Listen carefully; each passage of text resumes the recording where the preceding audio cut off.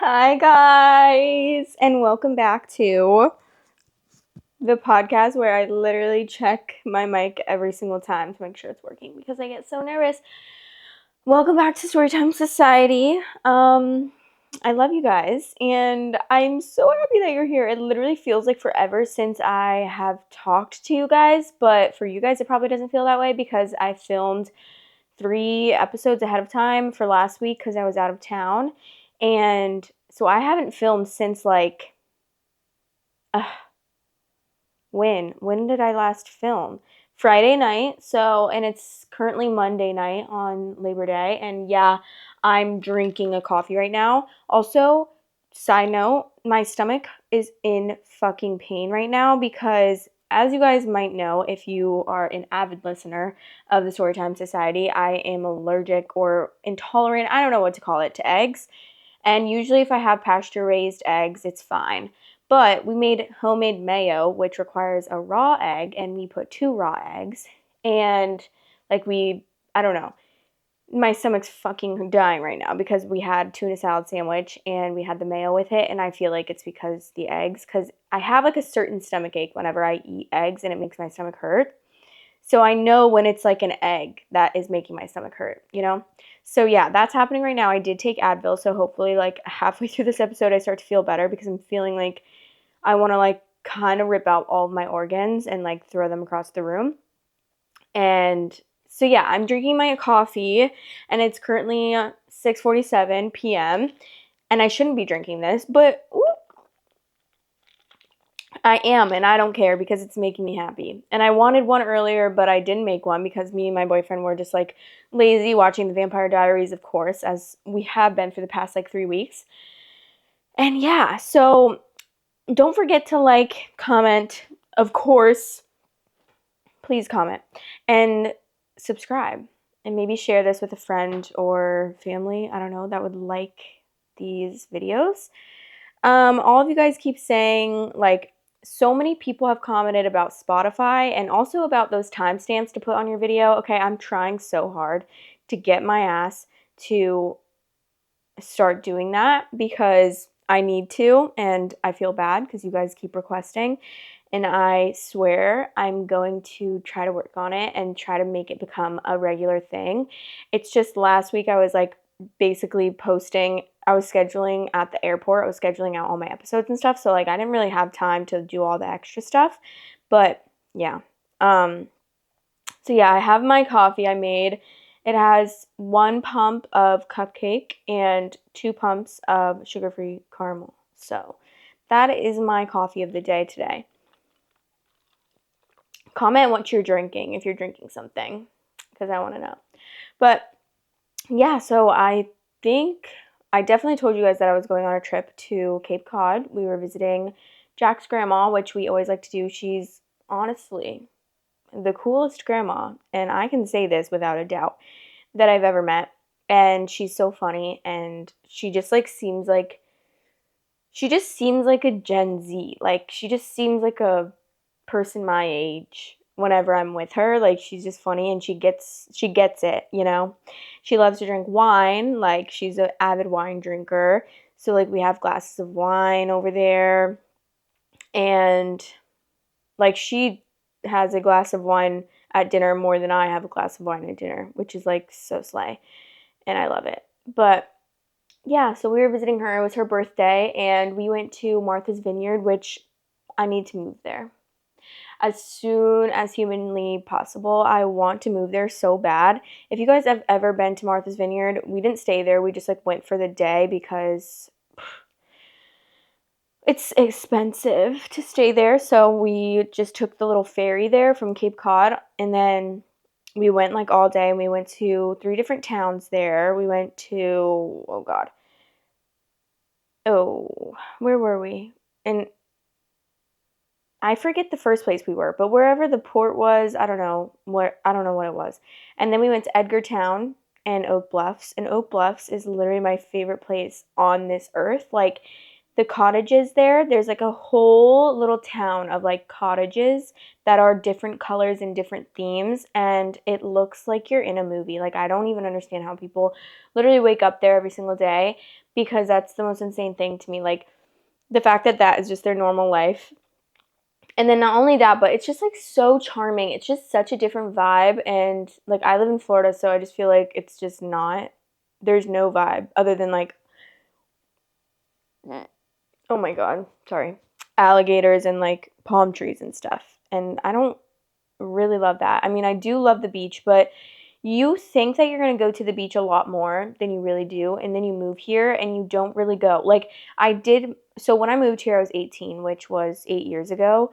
Oh my God, 8 years ago? Am I old? Um, Anyways, it was 8 years ago for college, and I went to college like a mile and a half from the beach. So we would walk to the beach all the time on like days off, on the weekends, or if class got canceled, like we were walking to the beach, or we were like, I had this friend that had a truck, and just like a tiny little truck, and we would just ride in the back of his truck to the beach. Like, a bunch of people would just be like, "Hey, you want to go to the beach? Yeah, let's go." It was honestly like, that's a movie. I can't, like, I'm looking back, I'm thinking back, and I'm like, wait, that was kind of a movie. And it really felt like one at the time too, because I had just moved to Florida, so like it was all new to me, and I'm just a girl from Iowa, living in Iowa for 18 years of my life, and then I moved to like the right next to the beach in like a little city, and I can just walk to the beach or hop in my friend's truck and just like drive to the beach. And obviously now it's like, yeah, I can just go to the beach so easy, but at the time it was just so cool and so fun to me and just so new to me. And yeah, I do love the beach, but you definitely think that you're going to go a lot more. Like, I always thought like, oh, I'm going to be going to the beach every day. And like, I did go to the beach so much for the first few years that I lived here, and then like there was a stint where I went a lot, especially during COVID, because like that's the only thing we could do. So we would go on walks every night. So I lived in West Palm Beach for so many years, and we I would what am I saying? There's like an island, so Palm Beach Island is like just a bridge over, and that is like right where my school was. And you go over to this you go over the bridge, and it's like the richest motherfucking place ever. Like, there's so many amazing mansions there, and it's just like it's so nice. And a lot of it gives like Italy vibes on like certain streets, and it's just so cute. Not that I've ever been to Italy, but it's like what I would think. It's like what I've seen on the movies, okay? And so during COVID, we would always go there. We would roller skate. We would take walks down there, like literally every single day, me and my two friends, which is honestly so sad. We always text each other and we are like, oh my God, remember when? And like, I swear we text that to each other like a couple times a month. We're like, remember COVID which obviously I know COVID like was very hard for a lot of people.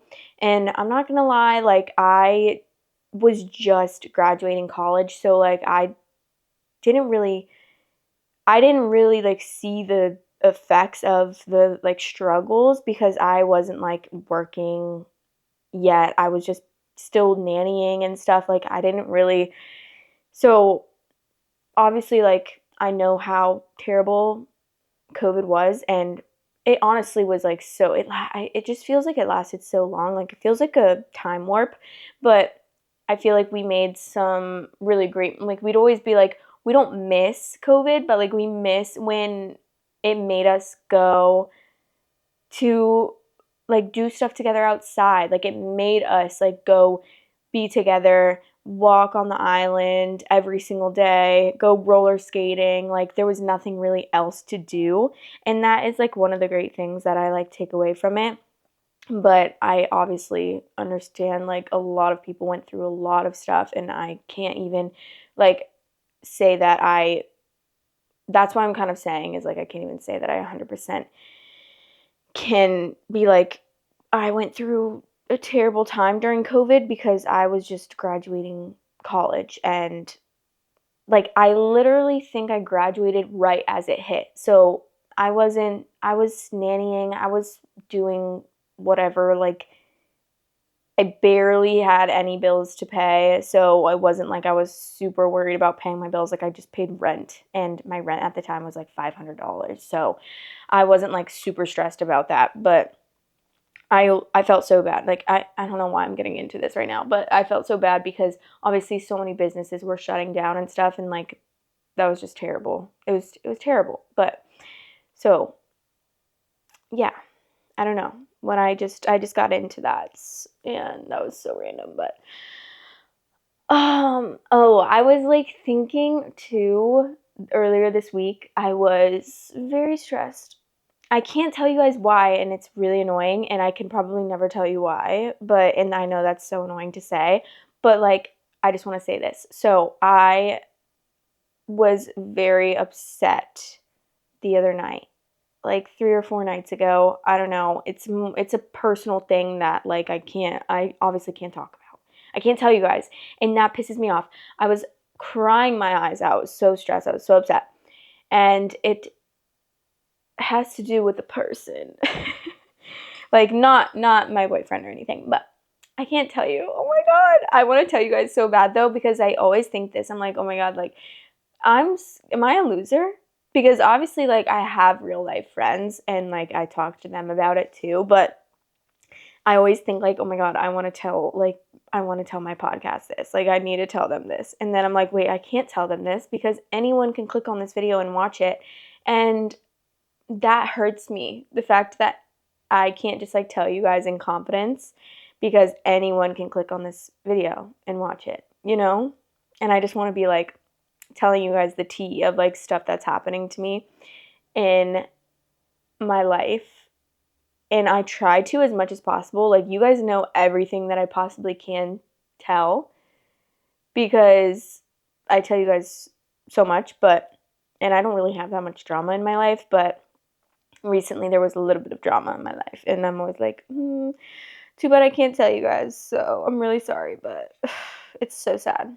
um Anyways, that was definitely a longer ramble than normal, but I feel like I haven't talked to you guys in so long because I haven't filmed in so long. So this week is everything's back to normal. I know everything's been normal for everyone else, but I always feel like I don't even know. My boyfriend has had off the past couple weeks because he's transitioning into a new job, which is amazing because this is the job that we've been wanting him to get for like so long, like literally like 2 years.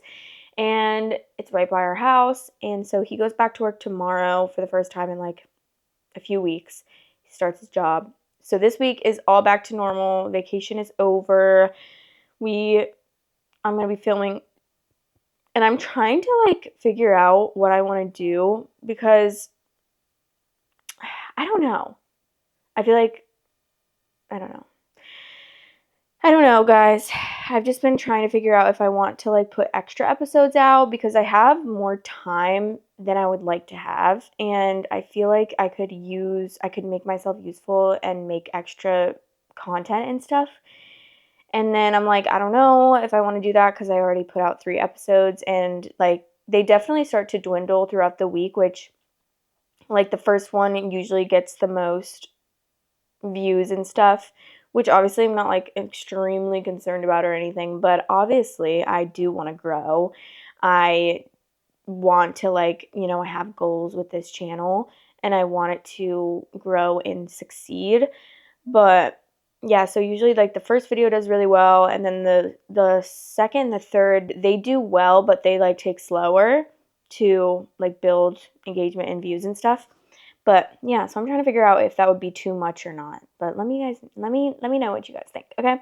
I'm just gonna get on with the story time now because obviously I just rambled and I'm not sorry about it, okay? Because I know that a lot of people actually comment that they like my rambles and that always makes me so happy.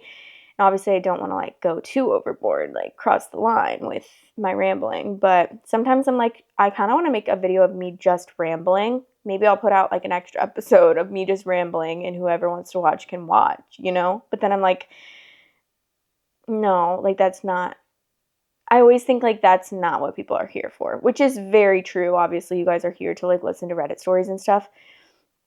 So I always am like, I don't want to be too I don't know. Sometimes it's like, I don't want to talk about myself too much. Like, I'm not a narcissist. I think that's what a narcissist is, right? I don't know. Okay. Anyways, we're going to get into the first episode. The first story. And I'm going to take one more sip of my coffee because I probably won't really drink much of it. Okay. Ready? And the title is... Wait, let me fix my hair.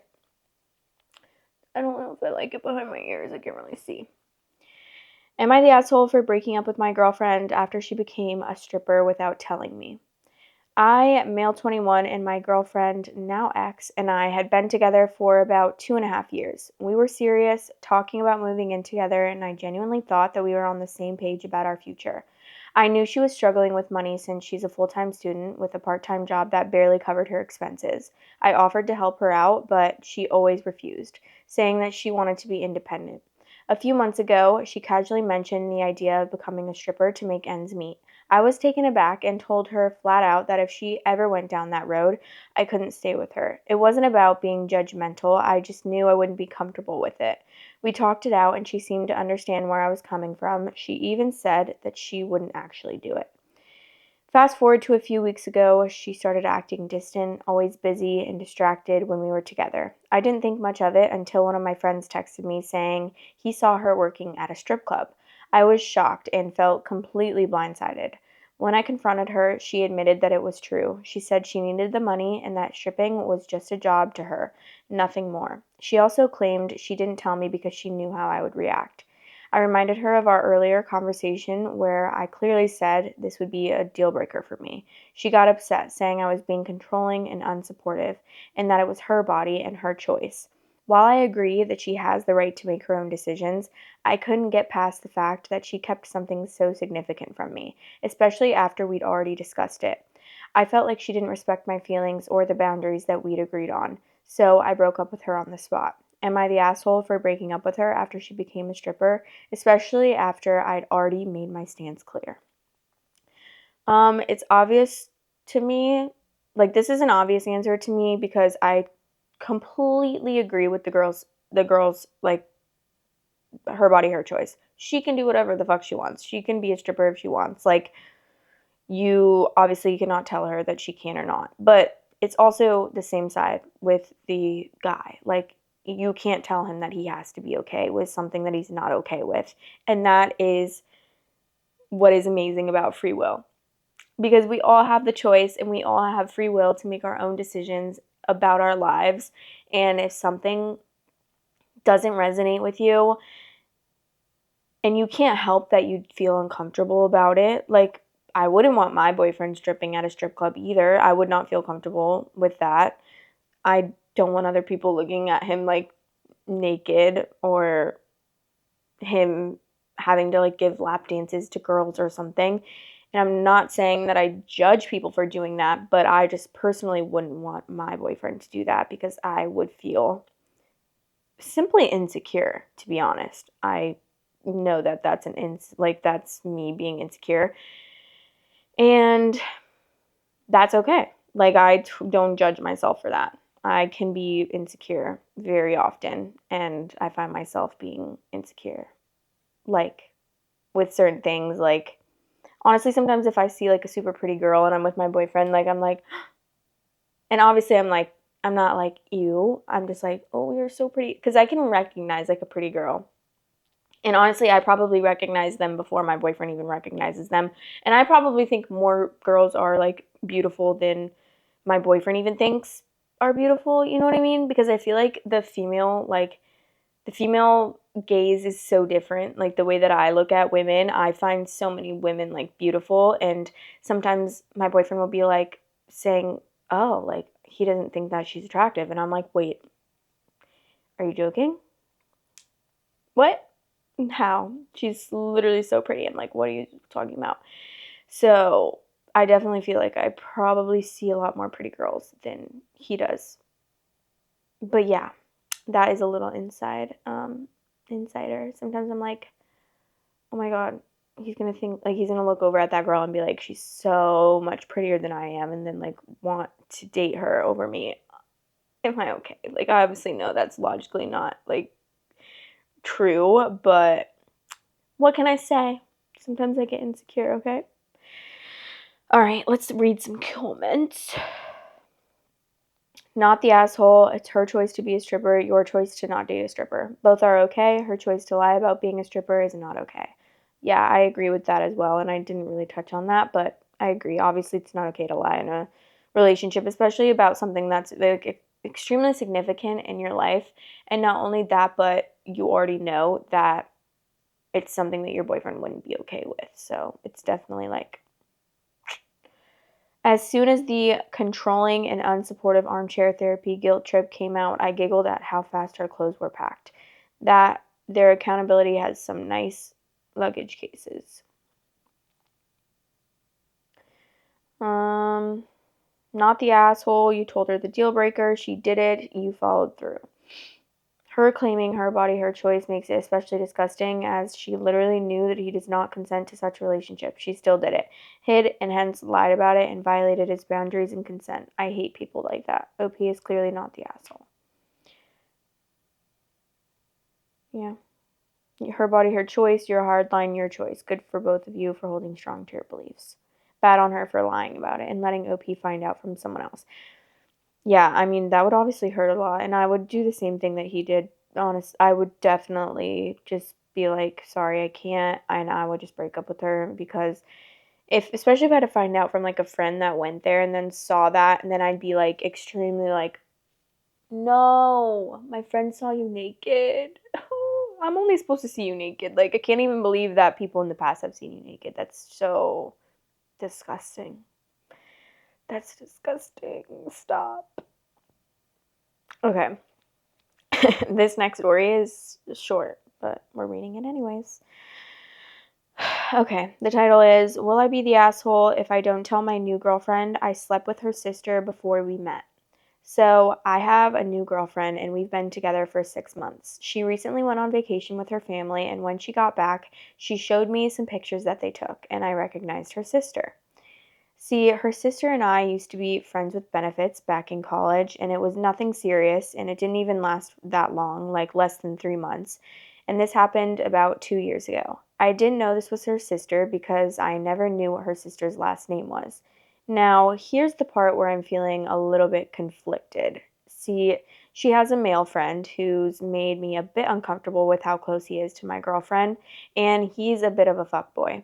I tried to talk to my girlfriend about it and ask if she ever fooled around with him.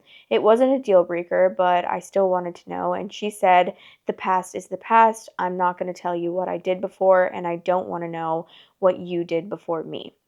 I'm feeling a bit conflicted because of this, and I feel like I should tell her because I'm sure the sister would tell her either way, but this may be the petty part of me talking. She said she doesn't want to know, and the past is the past, right? I feel like that's not really that petty, to be honest, because she did say she didn't want to know what you did before her, so I would also probably feel the same way. I don't know. I would be like, well, obviously, like, if she doesn't want to know what I did before her, like, I feel like if I tell her this, like, she's gonna be upset that I told her something from the past, you know? I don't know. Okay, let's see what the comments are saying. Yeah, this relationship is going to go great. Everyone sucks here. What could go wrong? HR, or wait, what? Is it HR? What is HR? HR gets pissed off at her and says her sister's better in bed anyway. LOL. Oh, sorry. He gets pissed off at her and says her sister is better in bed anyway. LOL. Oh well, she broke up with him. Guess it wouldn't matter now unless he tries hooking up with her sister again. What? How does OP suck? He didn't know they were sisters when he started dating his girlfriend. Wait, what? Wait. A lot of people. I need to see. Let me see what these people are saying. Oh, there's an update, guys. And I'm guessing that is, they just ruined the update. Okay. Update. Will I be the asshole if I don't tell my new girlfriend I slept with her sister before we met? Things did not go well when I tried to tell her. I asked her if she remembered what she told me about past sexual experiences, and she got mad at me. She said, I already told you, the past doesn't matter. I tried to tell her that this was really important, and she said she told me that she promised herself she wasn't going to be with someone who's insecure about who she slept with or her body count. She told me that I needed to grow up. I just blurted out, I slept with your sister. After some silence, I explained everything and how this was before we met. She took it. It's not that good. We had a long talk about how comfortable she would feel, what would happen when I met her family. What?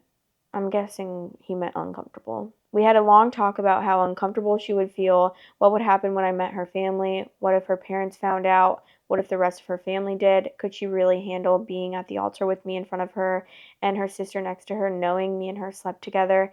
She told me she just felt gross now. She told me that she didn't know if she could shake this feeling off, so we decided to break up. I don't know, this was just a mess.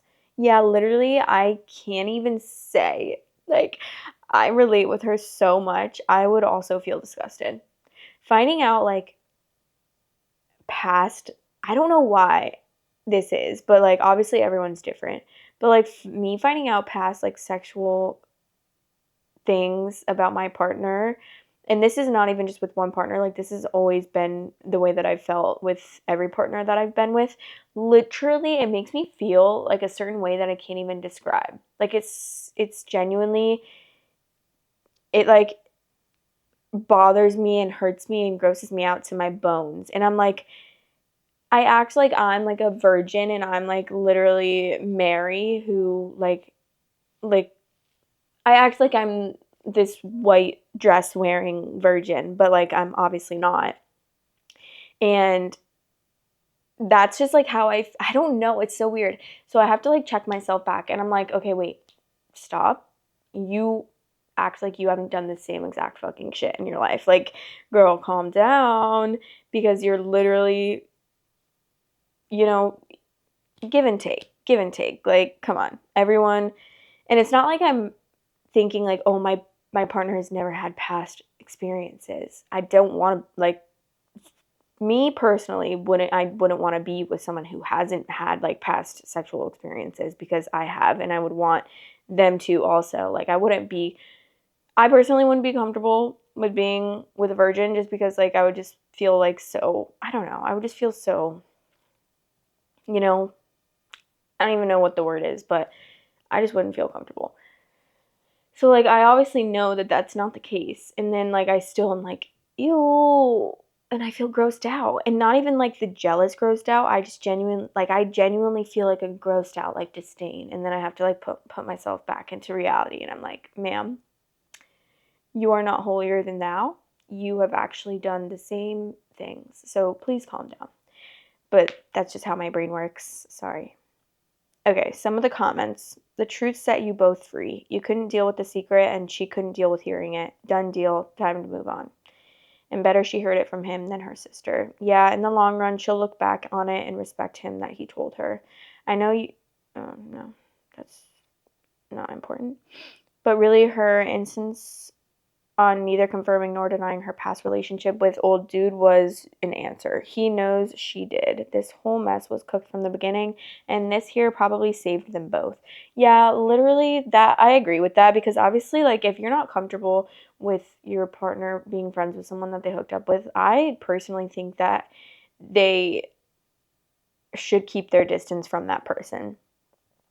And again, maybe that's me being insecure. I don't know, but that's how I would feel. And I genuinely think that, like, I don't think that that's toxic at all. I just think that that is a feeling that you have. And, like, I think that that feeling is valid and it's, like, okay to think that. And I also think that it's okay to not, like, for it to not bother you, you know? And I would love to be that person, genuinely. Like, I would love to be that person. But if I knew, like, that my boyfriend had a girl best friend and they were best friends, but like they had also hooked up in the past, I'd be like, absolutely not. Like I'm not okay with that. And like that would be a deal breaker for me. Like if you can't keep your distance from that person, and I'm not saying you have to cut them off completely as a friend, but you never like you don't need to like I don't know. I don't feel like that's toxic. I just feel like that's kind of a respect thing. And yeah. I don't know. Let me know what you guys think about that. Like, I know that other people obviously have different takes on things and what they're comfortable with, and I just would not be comfortable with that. I just don't want that, like, in a relationship. Okay. Let's see our next story. Not me, like, I'm trying to see where my boyfriend is because the door is, like, open right now, and I don't like people hearing me film. Like, I just don't. He's still at the gym, though, so it's fine. Okay. My 25 male fiance, 25 female, moved out for a little while because I stayed seated during an emergency. Advice? I went from a CNA nurse. Wait, sorry. I went from a CNA to a nurse last year, so I do have experience for emergencies. My fiance and I were at a restaurant when an older lady arrived and sat behind us. The restaurant was quiet, and I heard the lady complaining about feeling lightheaded. I ignored it as it really wasn't my business, but she kept complaining. From what I could hear, she hadn't eaten all day. I then turned around and saw that while her table was eating, she still wasn't eating anything. In my head, I'm assuming she has low blood sugar. My fiance tells me to go say something. I told her no, as I was off the clock. I was joking. The lady most likely just needed to drink some juice or eat because I could. Wait, sorry. Before I could even laugh, this lady stands up and lowers herself to the ground and passes out. I should have checked on her, but before I could move, multiple people started panicking and crowding her. I knew she was going to need an ambulance, so I just kept eating. My fiance was quiet during the whole thing. The restaurant is now kind of in a panic. To keep this short, an ambulance came and took her. Once we got into the car, she laid into me, basically called me a list of things that means uncaring. I told her the lady will most likely be okay, and that's not good enough. I should have got up and took control. I should have moved when I first thought something was wrong. She went to live with her parents while she decides if she wants to live with somebody who possibly won't care to move in an emergency. I just need advice. Is this something that can be fixed? As a third party, how would you deal if this happened? How would you feel if this happened? Is her feeling like this most likely never going to change? What can I say to help her deal with this? I mean, I understand like you obviously want your fiance to like be caring, and obviously if like he knew what it was to help her, I feel like I would want my like loved one to help them, but at the same time it's like not everyone is comfortable with that, and not everyone wants you to get into their business. Like maybe someone would be super rude and be like, "Why are you why are you listening into our conversation? Like leave us alone or something." I don't know. Or just be like, "You're a creep. Like why are you listening to our conversation? Mind your own business, blah blah blah."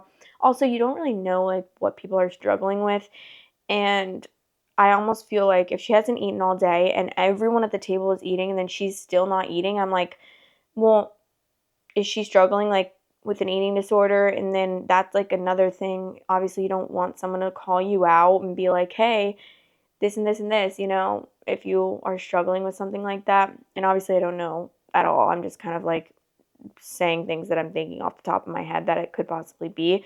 She could obviously not have an eating disorder, but it could be something completely different. I mean, she was fasting. I don't know. But there are so many things that are, it's like, come into play here. And I think that I would definitely be like, "Oh, that's kind of like rude. I don't know. Like I feel like you should have helped her," but I definitely wouldn't have reacted like so seriously and been like moving out and being like, "I don't know if I could stay with you or not." And I don't know. It's just like that's just not how I would feel. I wouldn't feel so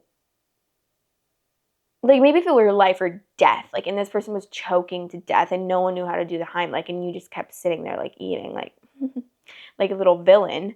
But obviously like someone passing out, yeah, that's like something's obviously wrong with them, but they're not dead. They're not going to die. Okay. Let's see what the comments are saying. She's also probably wondering that if she needs help, are you going to do the same thing to her? Sit on your ass and do nothing? And I feel like no. I don't think that's the case. I don't think that's a completely different situation. Like you're talking about someone's fiance and then some strangers sitting at a table near you in a restaurant. That is a completely different situation. Like I am sure that he would do something.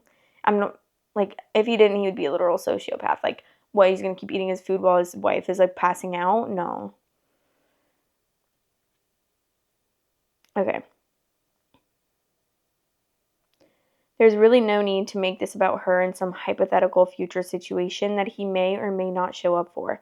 The act itself was shitty. It really speaks to the lack of empathy for others. This would be a deal breaker for a lot of emotionally intelligent people. It has nothing to do with their own potential need for help, but rather a desire for a partner who genuinely cares about other people and not just them. See, I wasn't really even thinking about that. And maybe that means I'm lacking emotional intelligence. I don't know. But for me, like I don't know. I think I would have to be there to like truly understand, because for me, like I and this is like so this is kind of like different, but for me, I fear rejection so much that I will do anything to stray away from getting rejected in any way. And I'm not even talking about like in a romantic or love interest way or anything like that. I'm talking about like in every possible way, like even just like with my friends. And that's why I feel like I'm not that great at like making friends, because I always assume that they don't want to hang out with me. I'm like, even if they ask me to hang out, and I hate this about myself so much, but I literally, it's like a genuine fear of mine, and I cannot, like, I really need to work on it, but for, like, with every friend that I've ever had, unless we're, like, super, super, super close and we're always together, then yeah, I'll be like, whatever. But most of the time, especially in the like building friendship phase, like when you are kind of new friends and new friends within like I mean like even just within that year you just became friends that year. Like that's like a new friend, I feel like, to me. And I always feel like I have to wait till that person asks me to do something or asks me to hang out, because I always feel like if they want to hang out, they'll ask me. And like I feel like if I ask them and they say like, "Oh, sorry, I can't."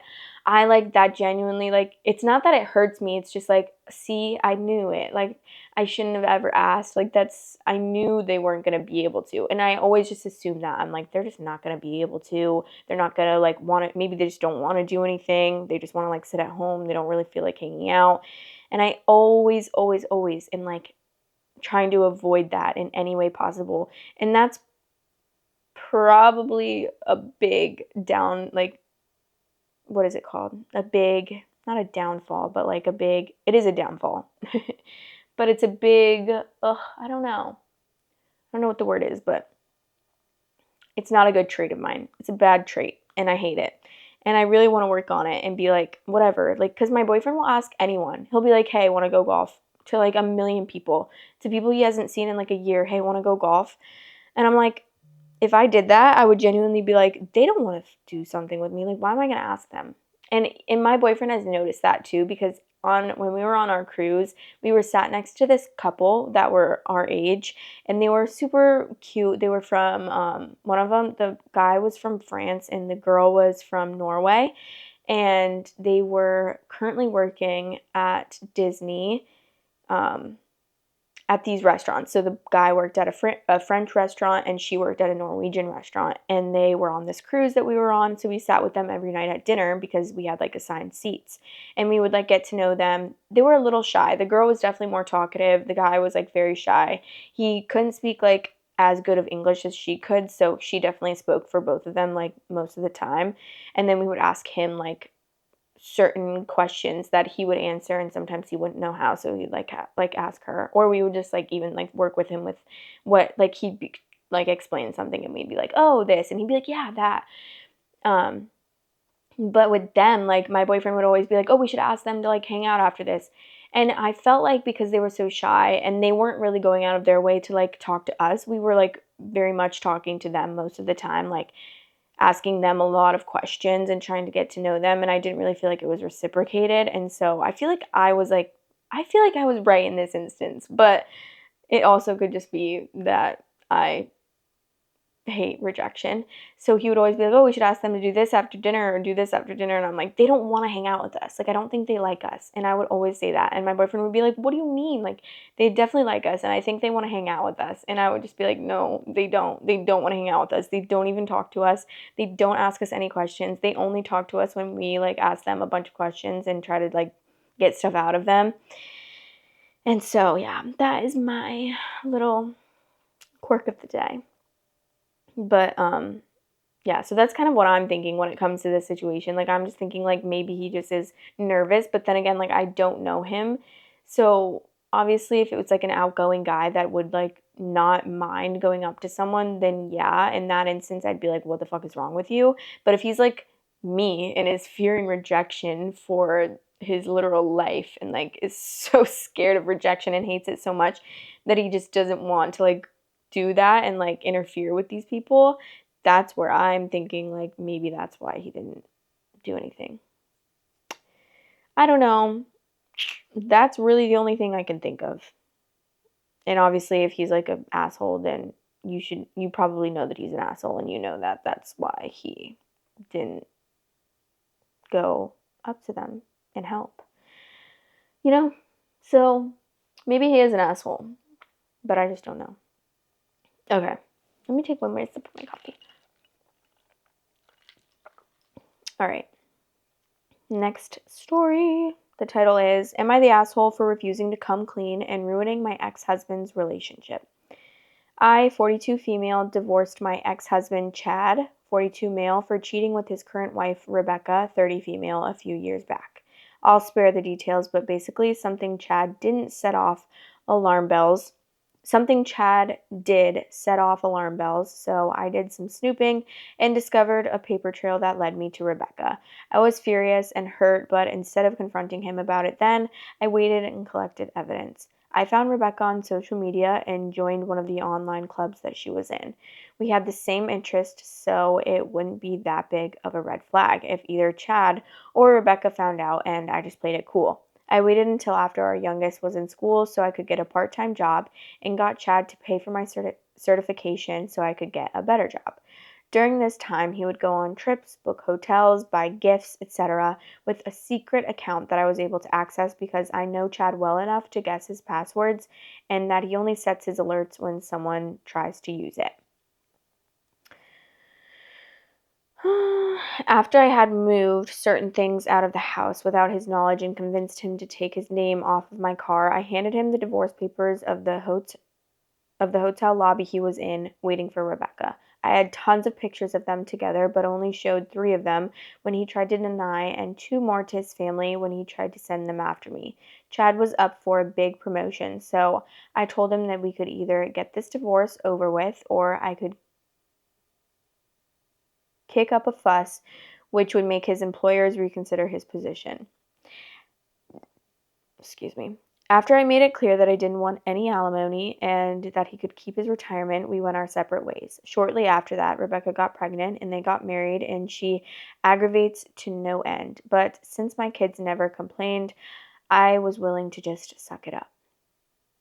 Then recently, Rebecca decided to get a little arrogant and publicly criticized my parenting because my child didn't do so well at the end of the school year and how she'd raised her child to be smart. In the heat of the moment, along with some built-up anger, I lied and said it wasn't very smart of her to tip off the wife that she was the affair partner. Chad wasn't there, but his mom and sister were, and he called me that night to ask about it. He always wondered how I found out, and instead of telling the truth, I said that Rebecca was the one who tipped me off with the photos and told me when and where they'd be. And for some strange reason, Chad asked me to keep our kids for the whole summer, which I was willing to do in exchange for getting them on Christmas. I heard a few weeks later that Chad and Rebecca didn't have a very good summer. Rebecca has been messaging constantly about this, but if it doesn't have anything to do with my kids, I silent mode. I was talking to my brother about this, and he thinks that while it's understandable why I lied, it was still wrong, but since I don't care about Rebecca or Chad, I have to ask, am I the asshole? I'm a little confused, to be honest. Like, I know Chad, okay, blah, blah, blah.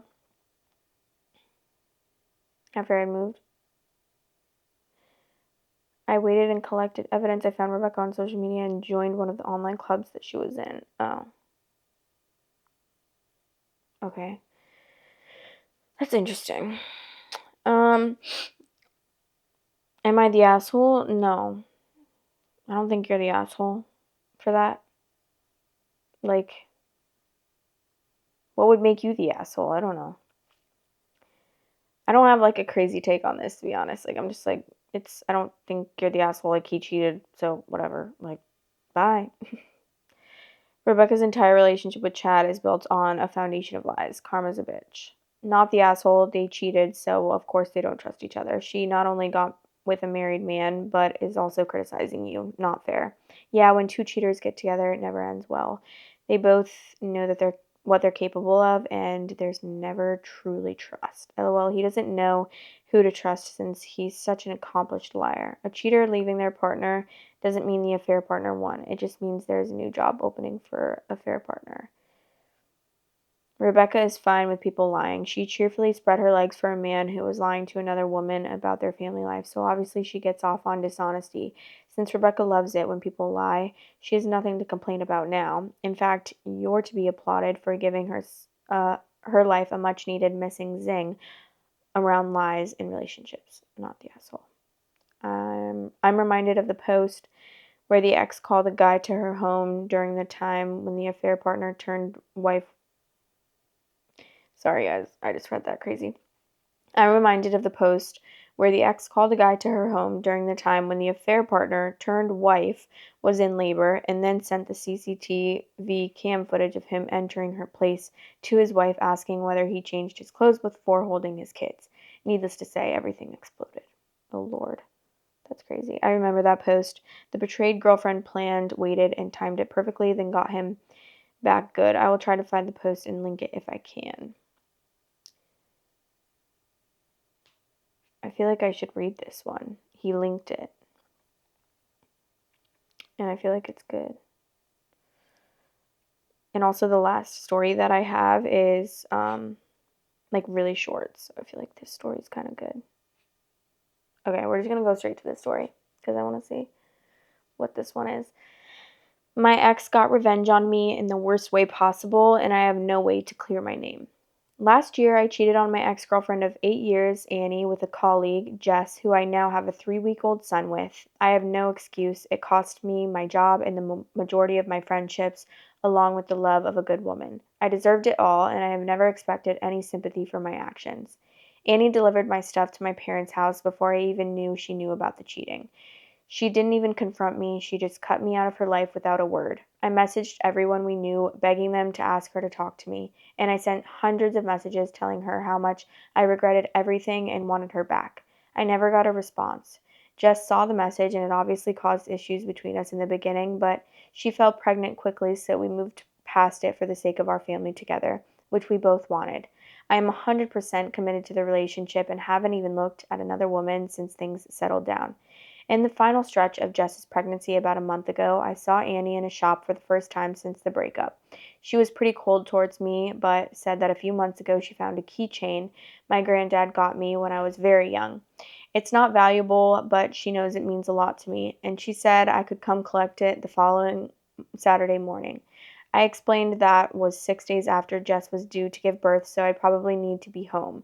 But she just said I could either get it on Saturday or it was going in the bin, so I agreed a time to go over. My son was born a few days late, but he's perfectly healthy and wonderful, so he was less than 24 hours old on the Saturday I needed to collect the keychain. I planned to pop in on the way to the hospital, but when I got to my old house, Annie invited me in to talk about how things ended between us. I thought we had a good conversation and that both of us walked away with closure. She let me apologize for the way that I treated her, wished me the best with my new family, and hugged me as I left. I admit I held on tightly for the hug, but it was purely because of the relief, not lingering feelings. I spent less than an hour at her house and then I headed to the hospital. I didn't tell Jess about any of this because I know she still feels insecure about Annie, and I didn't want to add fuel to that. When I arrived at the hospital after seeing Annie, Jess had revoked my access, and the ward manager wouldn't tell me why. I ended up being removed by a security guard because I was denied seeing my son for the second time ever and didn't respond well to being blindsided. I tried calling Jess and her mom over and over, and the only response I got was a screen recording of a message from Annie. It was a doorbell footage of me walking through the door at 9:30 and then back out after 10:15, and the hug is caught only partly caught, so it does look like we could have been kissing. The message Annie sent with said, "Did he even shower and change his clothes? Did he even shower and change his clothes between fucking me and holding his son? Congratulations on being stuck with him for the next 18 years. I hope it's everything you dreamed of." No one believes this is a setup at all. It's something I would never have expected from Annie, and no one else would either. So they're completely rejecting the idea that this is a lie. I sent her a message asking why she did this, assuming I'd be still blocked. Her response was that she wasn't going to let me play innocent and that I may have deleted all of our messages over the past few months, but she hasn't. Obviously, there are no messages, but she blocked me again straight after, so I have nothing at all to exonerate myself with. She waited in silence for almost a year, and then she took the most cruel and vindictive revenge she possibly could. I have met my son once, minutes after he was born, and now Jess is refusing any contact with me and won't let me see him. Court will take months, and my heart hurts every minute of every day.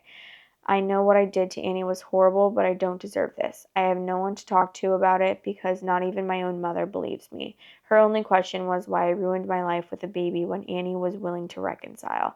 And that's about the most supportive thing she said to me since I was dumped. The few friends who stuck with me are assuming the worst too, and it's killing me that not a single person I know sees this for what it is. Everything is ruined. Okay, some of the top comments are saying, of course, Jess believes her due to that she and you are both cheaters and she accidentally got pregnant right after you being dumped by your 8-year girlfriend.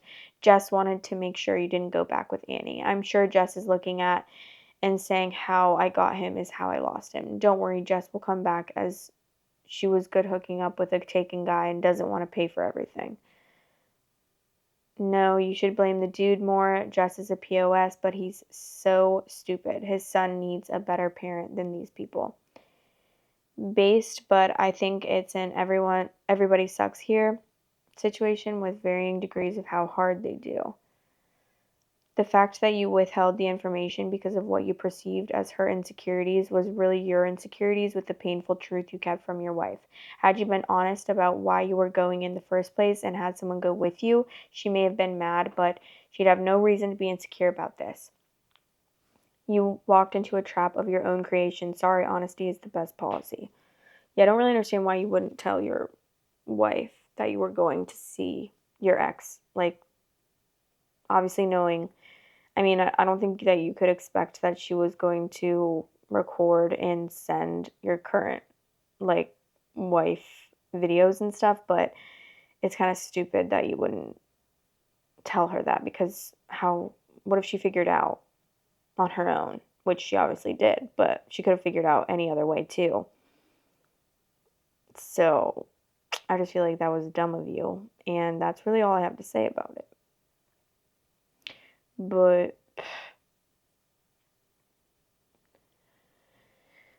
he got what he deserved.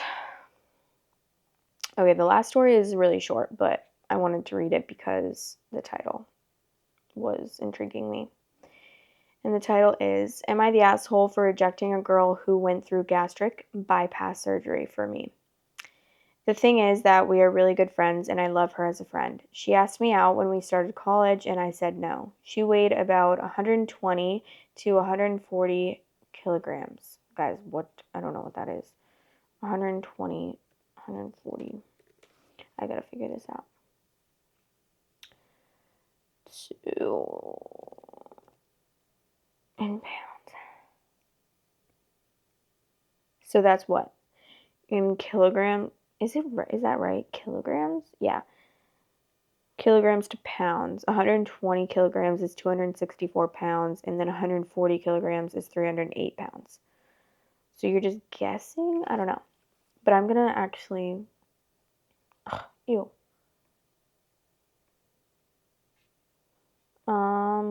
what do I want to say? I don't want to say kilograms because I feel like no one knows what kilograms are. I'll say 260 to 300 pounds? 260 to 300 pounds. Okay. She weighed about 260 to 300 pounds, and I am not body fixated, but I don't find people with food issues slash fixations attractive on both sides. Anyway, she got the surgery maybe a year ago, and she now weighs half apparently. She asked me out again and again, and I refused. She got very upset, telling me how hard she's been working on herself this past year to feel worthy of my love. I do love her, but not in that way. I don't find her attractive now either, and it is still a lot of talk slash fixation about food. Even as a friend, I get exhausted listening to her journey and what she could and couldn't eat. All the skin removal surgery talk, infections, pus from scars, I feel nauseous just typing it. She meant that she did it for me, and now she is skinny. You're not the asshole. I find that weird, actually. To say that you were working on yourself for the past year to feel worthy of someone's love, like, honestly, I'm not gonna say that's weird. I'm gonna say that's sad because that's very sad. And obviously, like, she feels like she doesn't have, like, she's not worthy of someone's love, which is something that she needs to work on big time. But going through a whole ass gastric bypass surgery for someone to, like, want to date you sounds a little like you have some problems, because that's just a little crazy to me. Like, how much does a gastric bypass surgery price? What is the price of that? The average cost in the United States is around 23,000, but can range from 15,000 to 35,000. So, you're telling me you spent $30,000 to feel worthy of someone's love. I feel like you should have spent that on therapy instead, because that would have been doing you a lot more. And she'll probably soon realize that, because I'm not judging at all. Like, I can't judge because I've gone through struggles with the way that I see myself. And I can totally understand where she's coming from. But therapy would definitely be great for her. Some of the comments say, not the asshole. First, you never asked her to do this. Second, she's unhealthily fixated on you. She thought changing her physical looks would earn your love, but on the inside, she's still the same person. Yeah, and honestly, that sounds a lot like limerence. Have you guys ever heard of limerence? It's very interesting. And I feel like a lot of situations where you are like chasing after a person, you will realize is limerence. And it's not that you are in love with them and think that they are the love of your lives. So, limerence is a state of involuntary obsession with another person, also known as a limerent object. It's characterized by intrusive thoughts, fantasies, and emotional dependence. Limerence is different from love or lust because it's based on uncertainty about whether the person you desire also desires you. And I feel like so many people have felt that in their lives. And honestly, some of you might be feeling that right now. And it's nice to like recognize that, because then once you do, it will help you like get over that person. Obviously, it's like certain like situations, it's not with every situation. You could also just be in love with this person, it's hard to get over them. But for limerence, I feel like it's when it's like almost like a situationship. When you have a situationship and you never get to like complete, like, not that it's a video game, but I'm thinking of it in terms of a video game. Like, you never get to get past like the final level where like you guys end up dating and then you guys get to see if it works out between you two. That's like the most easy way to figure out, like naturally progress and then like degress, is that a word? I don't know, in a relationship. And then it's like, okay, you can just like work on getting over that person. But if it never reaches that point, I feel like that is a big, like a time where a lot of people feel limerence because they don't know. It's like the what if. Like, what if we dated and we were perfect for each other and we were loves of our lives and like we were together for the rest of our lives. And then I feel like that kind of makes you like obsessed with that person, and then you just constantly think about that person and you fantasize over that person because you don't know when, if you guys maybe did date and then you realize like, actually I don't really like this guy that much, or actually we're definitely not meant for each other, and then you guys break up, then like that is like, you know what I mean? I feel like you know what I mean. Then that is like the natural progression of a relationship. But when it's like wondering what if, and you feel like you could possibly be perfect together, that's when I feel like limerence comes in. I don't know if that's true or not, but that's how I kind of perceive limerence. But anyways, that's the last story that we're going to read, and I'm so happy to be back, and I'm so happy to talk to you guys again. Obviously, I've been responding to the comments on the last few episodes too, but it's just not the same when it's like pre-filmed episodes, and now you're seeing me in the flesh basically. Like, I'm filming this about 12 hours before I'm posting it, so you're seeing me almost live on television. I've never been on live television before. That's like my favorite kid in the world. But anyways, I'm going to go and I'm going to try to post this on Spotify, and I'm going to try to put some fucking timestamps because I don't want to be a lazy bitch anymore. But I love you guys so much, and thank you for being here. Please comment and let me know what you think about this episode or any of the stories that were in it, or just anything about what are you doing today? What's your week been like? What are you drinking? What time is it? I just want to know anything and all things. But I love you guys so much, and I'll talk to you in the next episode.